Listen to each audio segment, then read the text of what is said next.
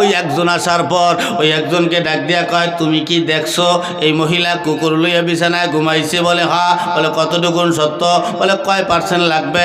বলে ঠিক আছে, তাহলে এবার বল তুই কি দেখছো কুকুর লইয়া ঘুমাইছে? কয় কয় হুজুর দেখছি। তাহলে বল কুকুরের রং কি? কয় হুজুর কুকুরের রং কালা। কি কয়? ও তো দেখে নাই, এর লিগে শর্টকাট উত্তর দিয়ে দিস। দেখা থাকতো তাহলে চিন্তা ভাবনা হইতে। এত দেখে নাই, আমরা তাদের দেখি না, এই জন্য ওই জিনিস টাস করে মানুষ উত্তর দিয়ে দেয়। ও তো দেখে নাই, টাস করে কয়ে লেছে কালা, একটা ওইলি ও তার বোঝদারে নাই। একই দুনিয়াতে সব থেকে কঠিন জায়গা হলো ইন্টারভিউ। কথা কর না কা, এখন ইন্টারভিউ দিয়ে বাইরেইলে আর এখন জিগে না ভাই কি জিগে একটু কথাই কি জিগে না, কিন্তু কোনো কায়দা নাই, কঠিন। আমি ওর থেকে বেশি শিক্ষিত, কিন্তু তারপরেও ওদের কী জিগেইবে, কোনটা জিগেবে ঠিক তো নাই। আমি যা পড়িয়েছি ও না জিগে অন্যটা জিগে। আমি পড়িয়েছি মাটির উপরেরটা, ও জিগেছে মাটির নিচেরটা, তা কী কবা, কোনো কথা নাই তো, ঠিক না? তো কঠিন ভয়ঙ্কর জায়গা। এবার ওই ওই ওই ওই ডাক দিয়ে জিগে এলেন কুকুরের রং কেমন? কয় কালা। আরে এই পিছনের রুমে আটকা, বোঝানো হয়নি যাইতে না পারে, জিগেই জানে। ডাকলেন আর একটারে, দেখি আয় তুই কি এই মহিলা কুকুর লিয়ে বিছানায় ঘুমাইতে দেখছো? বলে হ্যাঁ দেখছি। বলে বল কুকুরের রং কেমন? হুজুর কুকুরের রং সাদা। মিলে গেছে না? ভেজালের মধ্যে ভরিয়ে গেছে। এই তো ভেজাল। দাউদ পয়গম্বর মিড়ি হাসে আর ছেলের বিচারগুলা দেখতেছে যে আমার ছেলে তো ভালোই বড় হয়ে গেছে।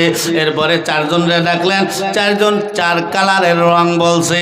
এবার ডাক দিয়ে আব্বা যান আপনি কি বিচার পাইছেন? এবার আপনি বিচার কইরা দেন কি কোনটা করবেন। এবার মহিলারে খালাস দিয়া কয় মহিলা তুমি যাও, সমস্যা নাই, বিচার আমি করতে আছি। এবার এই চারজন কাজের ডাইকা তাদেরকে মৃত্যুদণ্ড দিয়ে দেওয়া হয়। তাহলে এইভাবে বিচার হয়। মুসলমান এই হলো সেই সুলাইমান পয়গম্বর। এই সুলাইমান পয়গম্বরকে আল্লাহ দুইটা জিনিস দিয়া বললেন কোনটা চাও? সুলাইমান পয়গম্বর বলে আল্লাহ কোনটা দ্বারা তোমারে পাওয়া যাবে, ইলম না সম্পদ? আল্লাহ বলে আমাকে ইলম দ্বারা পাওয়া যাবে। সুলাইমান পয়গম্বর বলে আল্লাহ তাহলে আমাকে ইলমের ব্যবস্থা। খুশি হইয়া আল্লাহ পাক সুলাইমান নবীকে খুশি হইয়া ইলম চাওয়ার কারণে পাশাপাশি তাম দুনিয়ার বাদশাহীও সুলাইমান নবীকে আল্লাহ দান কইরা দিছে। সুবহানাল্লাহ, এত বড় বাদশাহী আল্লাহ পাক এই বাদশাহী দিয়া সুলাইমান নবীকে একটা তক্তা দান করছিল। চেনেন তক্তা? হুজুর ওয়াজ শোনেন নাই? সুলাইমান নবীর তক্তা ছিল, বিশাল তক্তা, এরকম ছোট তক্তা না, এরকম যে বইছে শেষ। যেই তক্তার ভিতরে 600 চেয়ার ছিল, 600 এরকম সিংহাসন ছিল 600। এই 600 চেয়ারের ভিতরে 300 চেয়ারে বসতেন 300 ইমানদার জিন, আর 300 চেয়ারে বসত 300 ইমানদার মানুষ। তার ভিতরে আর একটা দল ছিল, সেটা হলো পাখির দল। এই পাখিরা সুলাইমান নবীর কথায় তো হাওয়া বাতাসগুলা তার অর্ডারে চলতো।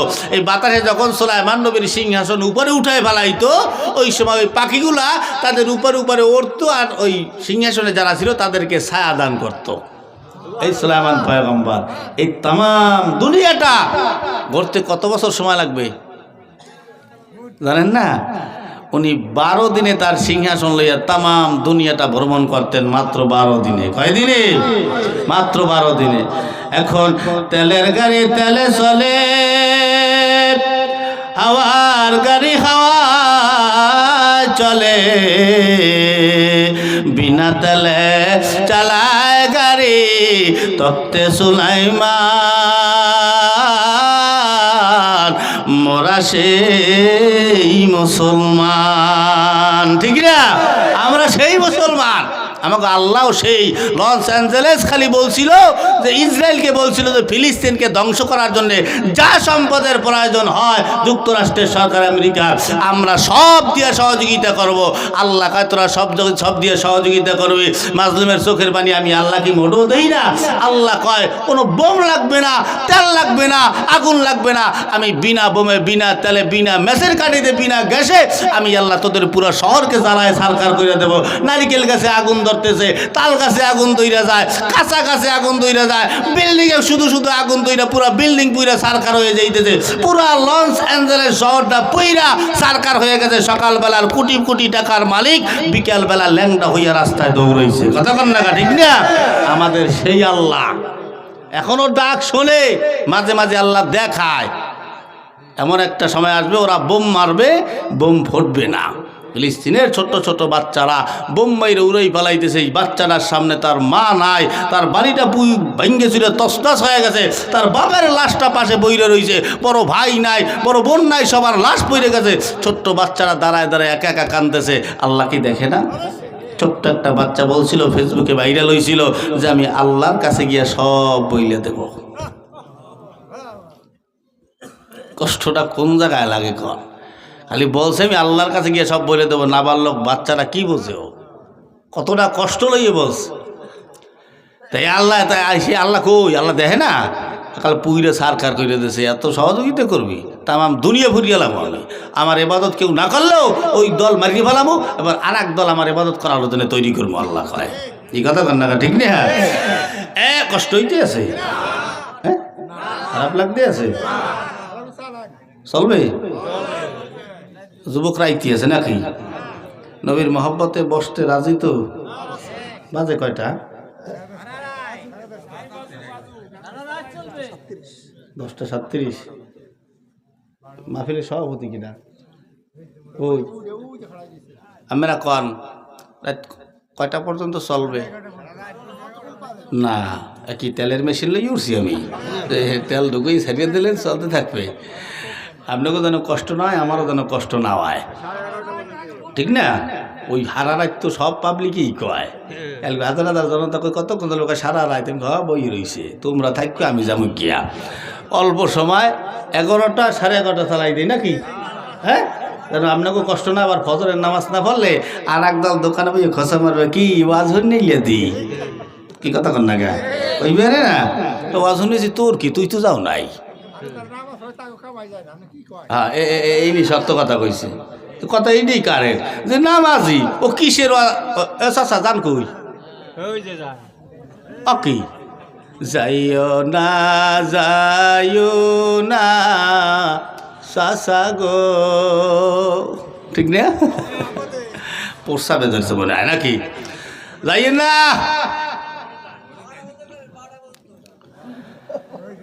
মুসলমান, এবার আমার দিকে লক্ষ্য করিয়া তাকাও।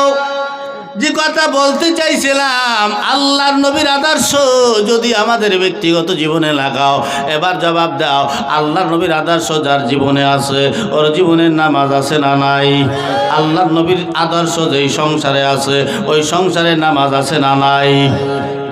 আল্লাহ বলে, আমার এক রহমতের ফিরিস্তা, আমি আল্লাহর রহমত লইয়া প্রতিদিন ফজরের নামাজের পরে বান্দা তোমার ঘরের ভিতরে ঢোকে, ঢুইকে যদি দেখি তোমরা ঘরের সবাই ঘুমানো, জবাব দেন রহমতের ফেরেশতা থাকবে না চলিয়া যাবে?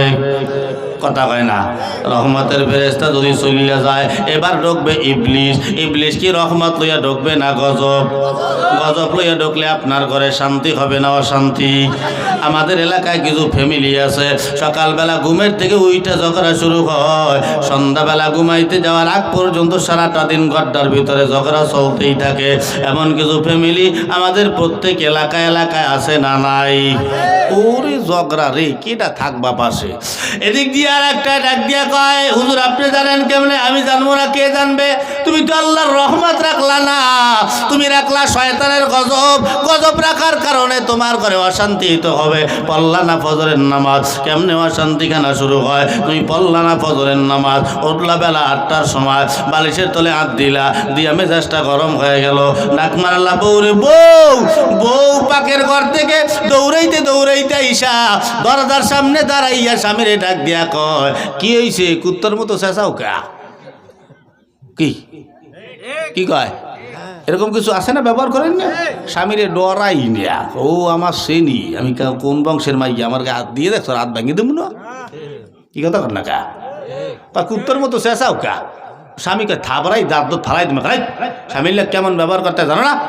জানি তো, কিন্তু তোমার লাগে কেমন ব্যবহার করতে, ওটা আমি ছাড়া কেউ ভালো জানে না। এর চাইতে ভালো ব্যবহার তোমার লাগে আর আমি করতে পারবো না। স্বামী বেচারা মানুষ নিয়ে আর কি খাবে? যা যা করছো ভালোই করছো, এখন কোয়া তোর পোলা কই? কয় পোলা, পোলা দিয়ে তোমার কাম কি? বলে তোর পোলা সামলাস। বলে ক্যা? কয় আমার বালিশের তলে বিড়ির প্যাকেট দেখি না। নিছে কিটা? কয় তোর পোলা ছাড়া নেবে কিটা? তা তুমি খাওয়া ছাড়তারো না, তুমি খাওয়া ছাড়লেই তো আমার পোলা লইয়ার ঝগড়া করা লাগে না, তুমি বালিশের তলে বিড়ি রাখবাও না আর আমার ছেলে নেবেও না, তোমার লাগে ঝগড়া বাজবে কোথায় দিয়া, তুমি খাওয়া ছাড়িয়ে দাও, তুমি ভালো হয়ে যাও, আমার পোলার লইয়া অত চিন্তা করা তোমার লাগবে না, কি কথা কর না ঠিক না? এরকম বহু ছেলেরা আছে বাপের পকেট থেকে টাকা পয়সা বিড়ি সিগারেট গাঁজা মদ যা পায় সব সাফা করিয়ে ফেলায়, কি কথা কর না ঠিক না? সিগারেট খায়। এই সিগারেট হলো নেশার প্রথম ধাপ। এই সিগারেট থেকেই তো গাঁজা খাওয়া, ফেন্সিডিল খাওয়া, এটা খাওয়া ওটা খাওয়া। আগে তো নেশার নাম কইলে চেনা যাইতো, এখন নেশার নাম চেনাও যায় না। আপনি যে চেনবেন, কিভাবে চেনবেন? নেশার নাম রাখছে বাবা। হ্যাঁ, কি নাম? বাবা। এরপরে নাম রাখছে ডাইল, তোরে খামু কাইল, এই কি এরকম আছে না? আপনার সামনে নেশা আনাইতে আছে। কেমনে আনায় জানেন? আপনি যেন না বুঝতে পারেন, এর লেগে পাশের বন্ধুরে ডাক দিয়ে বললে দিতে আছে যে বন্ধু ওই আসার সময় আব্বারে লইয়েস। কি কয়? আসার সময় আব্বারে লইয়েস।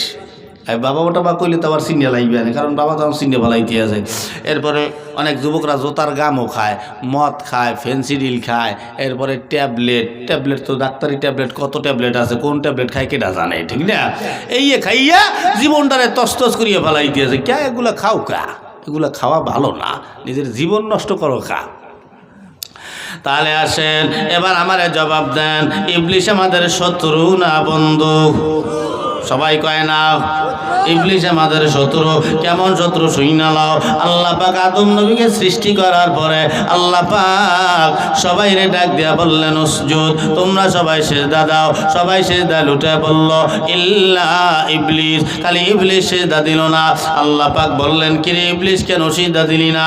আল্লাহ ইবলিস ডাক দিয়া বলে আল্লাহ আমি হইলাম আগুন আর হলো মাটি, এতটুকুনের কারণে আমি আল্লাহ সিজদা দিলাম না। আওয়াজ দিয়া কয় আল্লাহ।